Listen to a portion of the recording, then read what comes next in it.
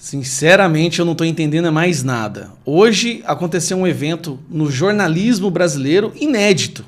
Muitas coisas inéditas começaram a acontecer depois da vitória do Trump. Nós temos aí o Putin já falando em negociação de paz, nós temos o Hamas também falando em negociação de paz, nós temos o Maduro meio que baixando a cabeça, colocando o rabinho entre as pernas e falando que quer ter um bom relacionamento com os Estados Unidos. E nós temos o mais chocante de todos. A Folha de São Paulo, abrindo espaço para o Bolsonaro escrever um artigo na parte de opinião. Como é que é?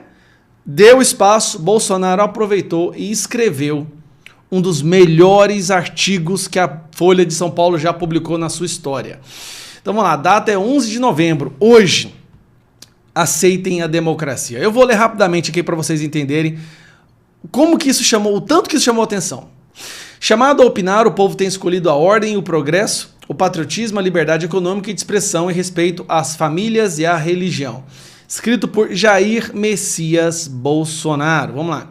Os ventos da democracia sopram com direção e sentidos bem definidos. Na Argentina... Tô ficando velho, peraí. Melhorou. Na Argentina, no Brasil, nos Estados Unidos, a maioria dos eleitores escolhe candidatos, partidos e programas de direita. Alguns analistas e cientistas políticos, poucos confortáveis com as soberanas decisões populares, tentam apresentar muitos desses movimentos como se fosse uma guinada ao centro. Não é. Basta prestar atenção às propostas ultimamente aprovadas nas urnas. Nos lugares onde o povo tem sido chamado a opinar, a maioria escolhe a ordem, o desenvolvimento, o progresso, a liberdade econômica, a liberdade de expressão, o respeito à família, a religião, o patriotismo. São as bandeiras que nós, da direita, vimos levantando há anos, mesmo sob grandes ameaças autoritárias. Nada consegue conter essa onda conservadora. Nem a censura, nem os cancelamentos, nem o boicote econômico, nem as perseguições policiais, nem as longas, arbitrárias e injustas prisões. A resistência e a resiliência da direita tem uma razão muito simples. Nossas bandeiras, mesmo sob ataques do grosso dos veículos de comunicação e de seus jornalistas, expressam os sentimentos e anseios mais profundos da maioria da sociedade. E nenhuma medida administrativa ou repressiva tem sido capaz de modificar essa tendência. Pois, quando uma ideia ganha a alma do povo, é inútil tentar matá-la, simplesmente por meio de violência. A moda é nos acusar de inimigos da democracia, mas quem mostra a dificuldade de aceitar a democracia é a esquerda, quando a maioria do povo decide por caminhos diferentes do que ela gostaria. Basta olhar a reação da esquerda em suas derrotas. Deixa eu aumentar um pouquinho. Quando pode, como na Venezuela, simplesmente frauda na cara dura o resultado eleitoral, quando não, como agora, no vitorioso retorno do presidente Donald Trump à Casa Branca. Lamenta-se por ter permitido seus adversários de direita disputem as eleições. Esses são os que se apresentam como democratas, autonomeados salvadores da democracia. Uma democracia que pisoteiam quando podem. Além do mais, vive uma realidade paralela, ilhados dentro de suas bolhas, afastados do povo e dos trabalhadores que um dia disseram representar. São incapazes de compreender que não é possível, a não ser numa ditadura absoluta, impedir a manifestação da vontade popular, da qual os líderes são apenas portadores. Se suprimirem um líder, outro aparecerá. E como tem aparecido líderes capazes de canalizar e expressar a vontade majoritária do povo? Agora mesmo, nas eleições para prefeitos e vereadores, os homens e mulheres de direita invadiram democraticamente pela força do voto a arena política, num tsunami de afirmação poucas vezes visto.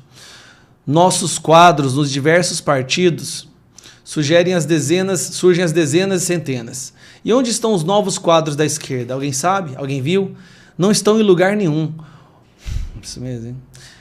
Não estão em lugar nenhum. O cenário da esquerda é de envelhecimento e desolação.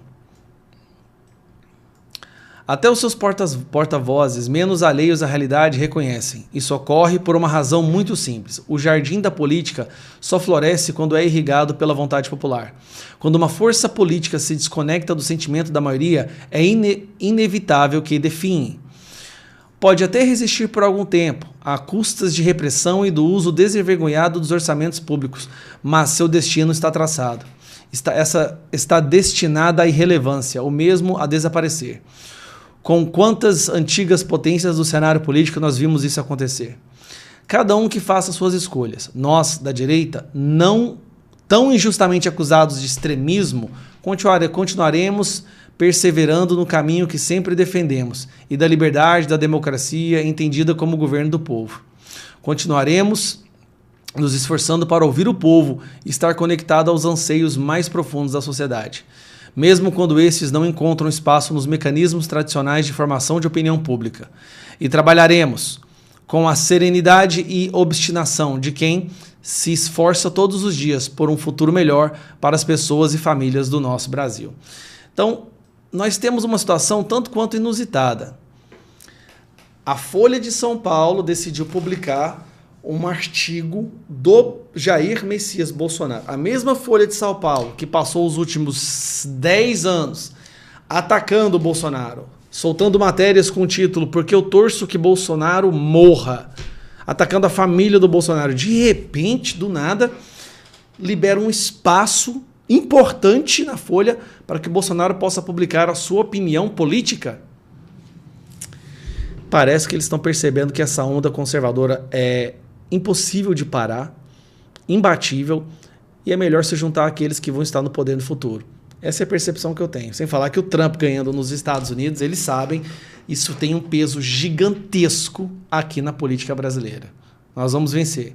A gente pode até ser perseguido, alguns de nós sermos presos. A gente sabe que eles vão fazer o que for preciso, até pacto com o demônio. Mas nós não vamos parar. Se não for eu, se não for Bolsonaro, se não for Nicolas, mais pessoas surgirão e a direita e os conservadores vão voltar a resgatar esse país. Um abraço.